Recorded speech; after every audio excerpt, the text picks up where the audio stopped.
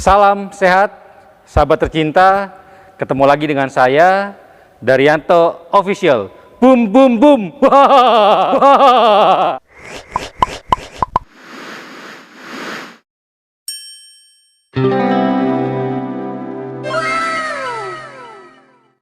Baik, hari ini kita akan bertemu dengan seorang yang sangat spesial bagi saya, bagi kami semua.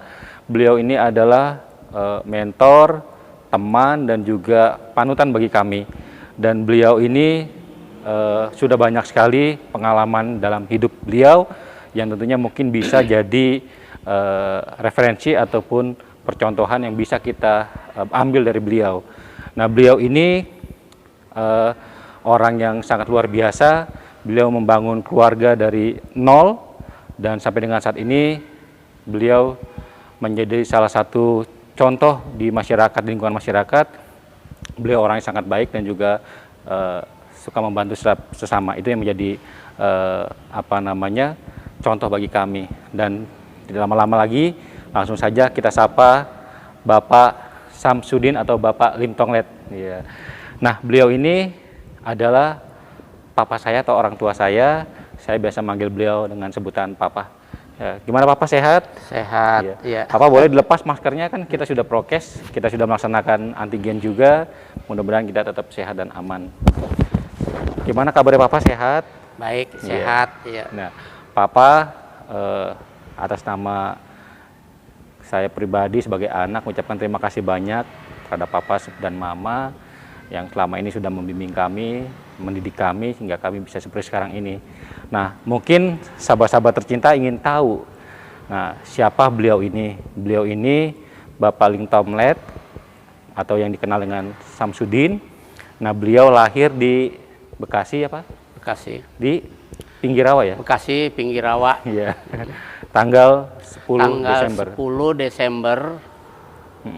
10 Desember 49. Jadi sekarang usia beliau sudah 72 tahun, ya memasuki 73 tahun nanti. Jadi mudah-mudahan doakan juga beliau selalu sehat. Nah, Papa mungkin buat teman-teman sahabat tercinta, mohon ceritanya bagaimana Papa mengarungi hidup ini sampai dengan saat ini.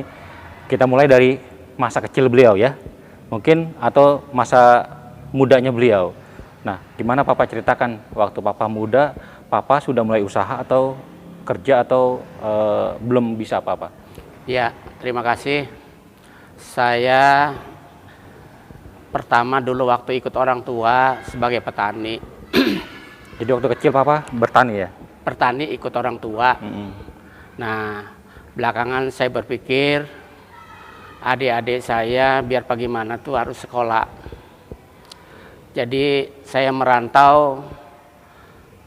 Pertama saya dapat pekerjaan tahun 71 di rumah makan restoran Cahaya Kota di Jalan Menteng.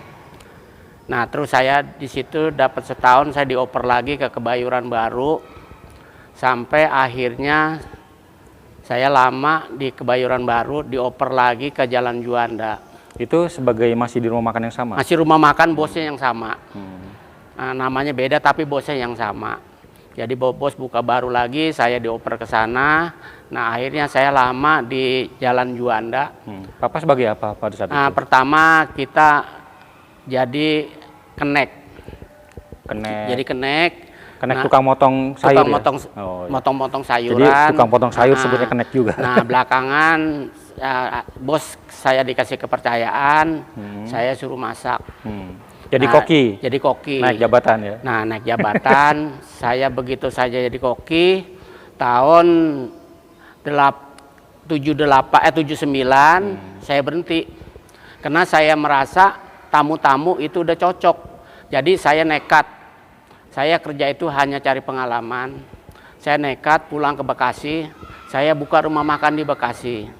Dari tahun 80 sampai terakhir saya berhenti masak tahun 90. 90 Papa tahun mulai usaha. 90. Nah, tahun 80 sampai tahun 90 saya buka restoran. Saya sebagai koki, tukang masak. Awalnya kaki lima ya Pak ya? Ya, awalnya saya kaki lima sampai akhirnya 2 tahun kemudian saya bisa beli kios Ya. untuk buat buka rumah makan itu. Mm-mm. Nah, karena berjalannya waktu, saya tahun 90 berhenti jadi buka rumah makan. Saya berhenti rumah makan, saya beralih ke tempat limbah itu. Nah, limbah itu saya dari tahun 90. 90 Papa mulai limbah ya? Mulai limbah tahun 90 karena berpikir saya buka limbah ini karena semua orang dimanapun sekolahan pasti butuh kertas. Iya. Makanya saya pikir panjang begitu, kertas biar bagaimana itu kagak ada matinya. Iya. Itu. Nah, mungkin ini Pak sebenarnya. Sahabat-sahabat tercinta, mungkin kalau Anda dulu penggemar restoran, nah dulu yang terkenal juga yang beliau ini buka restoran saudara kita. saudara kita. Saudara kita. Iya, jadi dulu kebetulan karena saya juga dari TK sampai dengan berarti saya SMP ya. Iya. SMP itu, nah beliau masih masak gitu. Jadi dulu terkenal sekali namanya restoran saudara kita. Saudara Mungkin kalau kita yang orang-orang senior di Kota Bekasi tahu ya Pak Pasti ya. tahu, iya. Nah terus lanjut Papa ke usaha limbah ya. Limbah. Barang-barang bekas ya. Nah, limbah itu dari tahun 90 saya banting setir dari rumah makan, saya banting setir ke limbah. Karena berpikirnya saya limbah itu ke satu, saya pikir anak-anak sudah mulai dewasa, saya waktunya juga bisa bagi waktu. Karena kalau rumah makan dari pagi sampai malam, dari pagi sampai malam saya nggak bisa kenal tetangga, makanya saya banting setir. Harus ganti, standby iya, restoran ganti ya. lagi main limbah. Nah, limbah itu dari tahun 90 sampai sekarang. Dalam pemikiran saya, limbah itu, kertas itu sampai kapanpun pasti orang butuh kertas. Salah satunya untuk pendidikan, untuk kantor, itu. Dan bahan-bahannya juga mudah. Di mana kita ada kemauan, pasti di situ ada.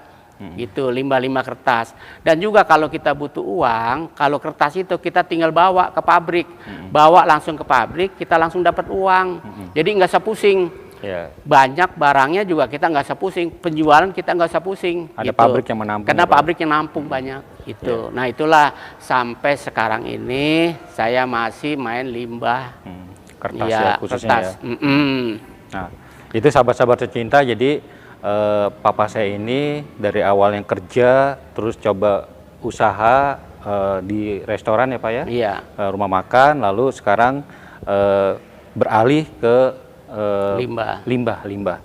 Jadi ya kami ini sebenarnya keluarga pemulung ya Pak ya, Iya. cuman ya mungkin kita kemasnya lebih ini aja.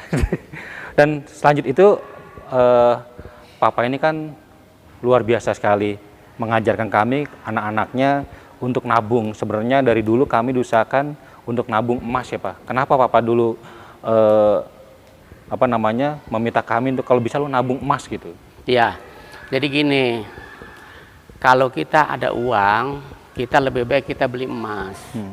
Dalam arti emas itu kapan kita ada kebutuhan, kita bisa langsung jadi uang.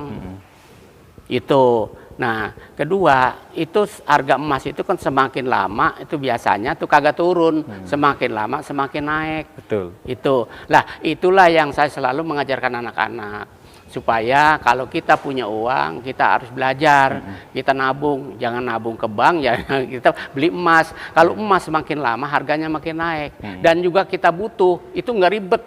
Langsung Dimanapun kita, saya jual ya, ke kita toko bawa emas ya. langsung ke toko emas, langsung jadi duit. Gitu. Apa kebutuhan kita itu pasti kita tercukupi dari kita jual itu. Ya. Gitu. Itu jadi sahabat-sahabat tercinta.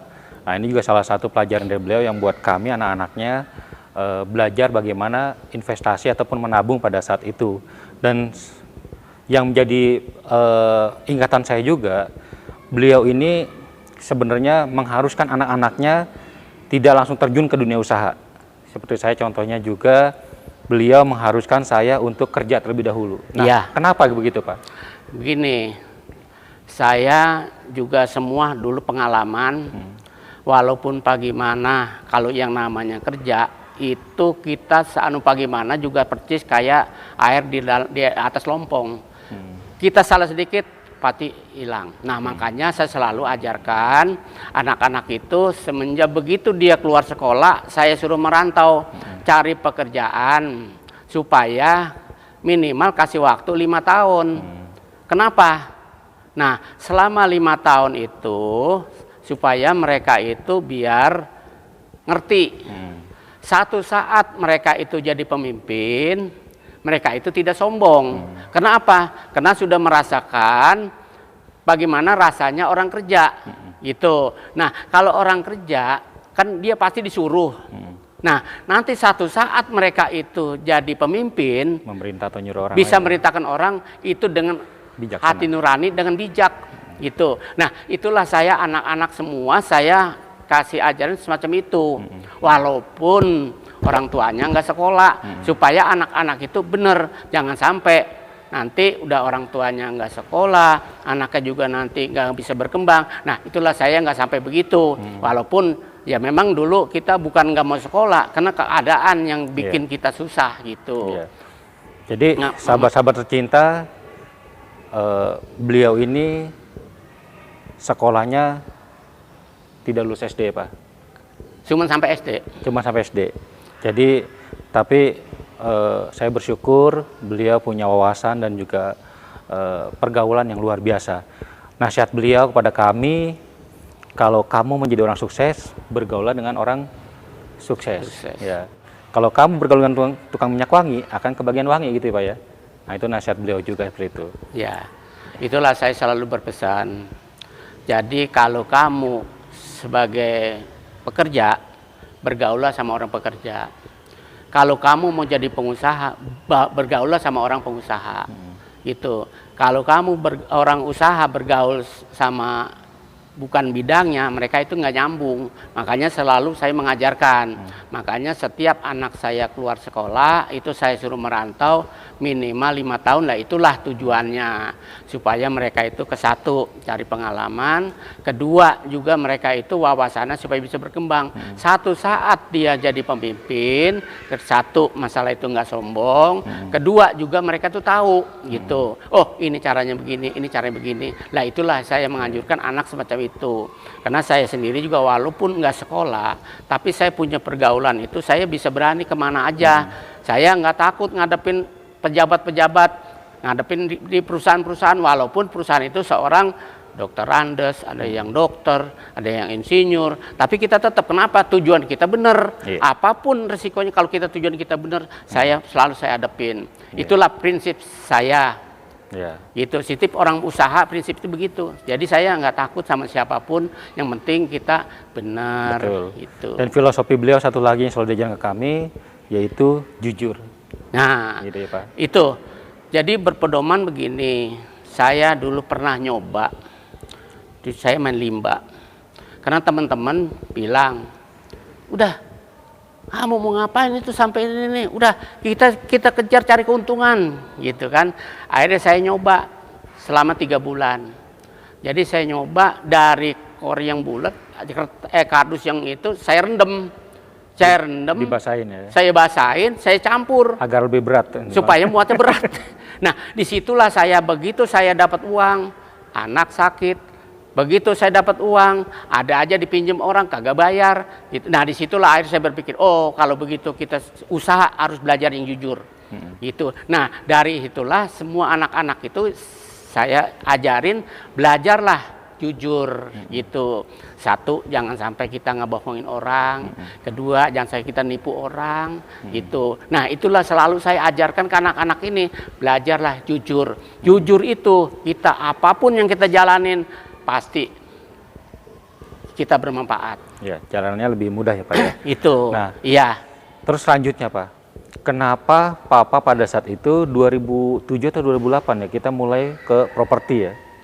Nah, properti sebetulnya kita mulai 2009. Karena 2007-2008 saya mulai bangun ini GOR. Selesainya itu karena saya dulu ada orang, saya ceritanya ini semua anak-anak sudah mulai itu, makanya saya pikir gini. Nah, saya ada punya tanah. Punya tanah, begitu saya pikir, dijual waktu itu sulit. Tahun 2009, lagi habis krisis. Nah, itu saya pikir, ya udah, ada seorang Pak Haji datang ceritanya. Begitu dia datang, kok ngapain ini?